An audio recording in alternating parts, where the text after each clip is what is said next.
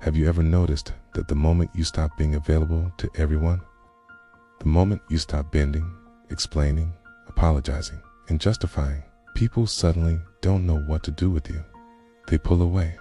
They get uncomfortable. Some even feel threatened, okay? And here's the truth no one wants to admit. A mind that begins to wake up becomes dangerous. It's dangerous to the system, dangerous to collective mediocrity. It's dangerous even to the older version of yourself. Okay, but Nietzsche understood this before anyone else.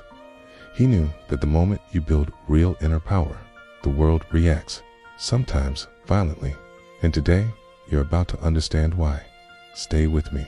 The next few minutes will change the way you see yourself forever. Something strange happens when you begin to reclaim your mind. Not when you pretend to be strong, not when you post motivational quotes, but when you actually detach from the emotional chains that kept you small. Suddenly, the people who once relied on your compliance become uneasy. Your absence becomes louder than your presence. Your silence becomes more powerful than your explanations. And Nietzsche would tell you, of course, this happens because you're no longer operating from the herd. Most people live mentally fused with the crowd. They think what others think, want what others want, fear what others fear.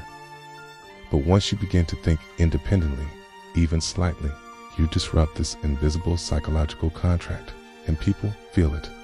But here is what no one told you. This shift isn't a sign that something is wrong. It's proof you're growing.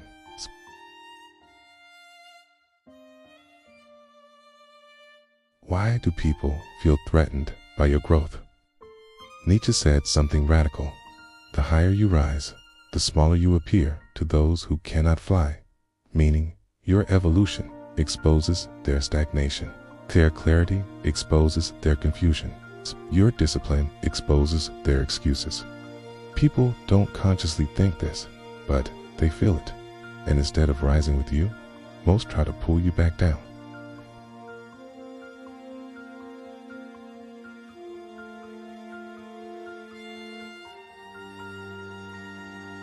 Psychologically, this creates what Nietzsche called resentment, a deep unconscious bitterness toward those who demonstrate strength. And Jung confirmed this with his idea of the shadow. People attack in others what they refuse to see in themselves. So when you step into your power, you trigger their shadow. And that shadow reacts with subtle distancings, sarcasm disguised as humor, guilt tripping, passive aggression, or even silence. Not because you're wrong, but because you're no longer controllable. But here comes the part most people never understand.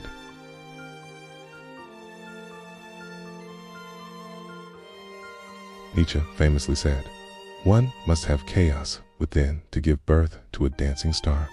Most people misunderstand this. They think chaos means emotional instability. But Nietzsche meant something else.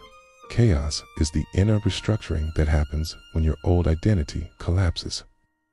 It's the confusion you feel when you're no longer who you were, but not yet who you're becoming. This chaos is necessary.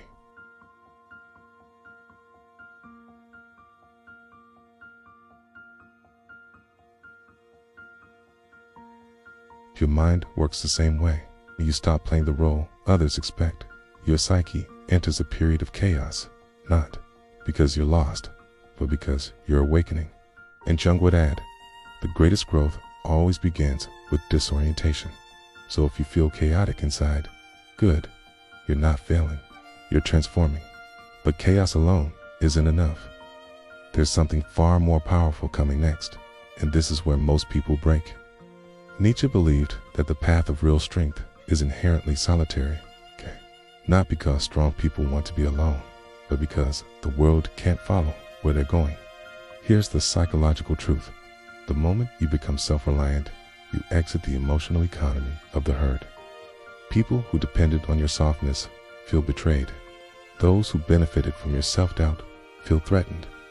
And those who consumed your attention feel abandoned. But your solitude is not a punishment. It is the birthplace of psychological sovereignty. Jung described it perfectly. Loneliness does not come from being alone. It comes from being unable to share what is important to you. When your mind expands, the world you once belonged to no longer fits you. And that emptiness you feel, it's not loneliness, it's altitude. You're rising, but here's where things get intense. Once you rise above the crowd, collective mediocrity fights back.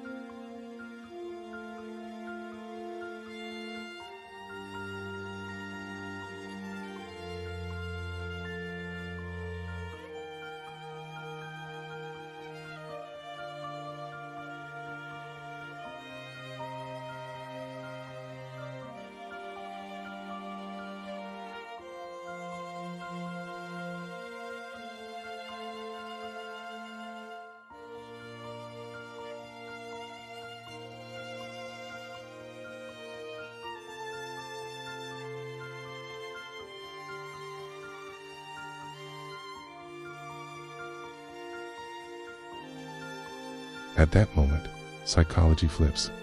You no longer react to the world. The world reacts to you. Call this self-overcoming, the process of constantly rising above your past self.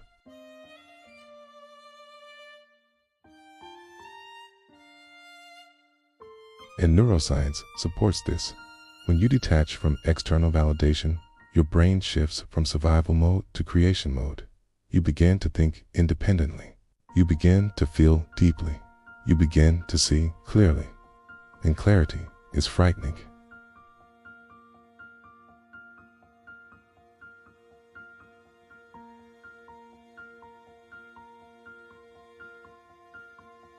If you become the kind of person who does not chase, does not beg, does not fear rejection, does not crumble under judgment, does not need to be understood, because you finally understand yourself, and that is what makes you untouchable, But there is one final piece, and without it, none of this will last. Get ready. This is the part people remember for life.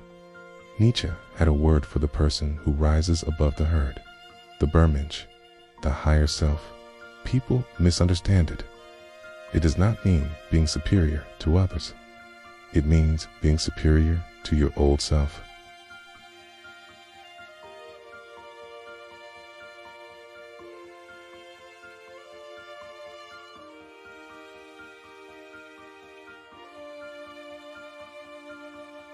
This higher version of you emerges only when you face your internal chaos. You walk through the loneliness. You reject collective mediocrity. You build inner independence. You create your own values. You trust your own mind. You choose depth over comfort. And once this version of you awakens, you can never go back. Your presence becomes stronger. Your words become sharper. Your silence becomes heavier. Your energy becomes undeniable. People feel you before you speak. They sense your boundaries without explanation. They respect you even in your absence. This is the unbreakable mind.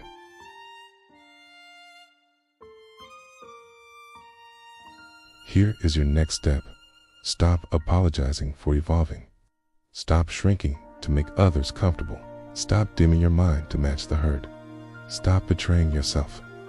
You are not difficult. You are not cold. You are not distant.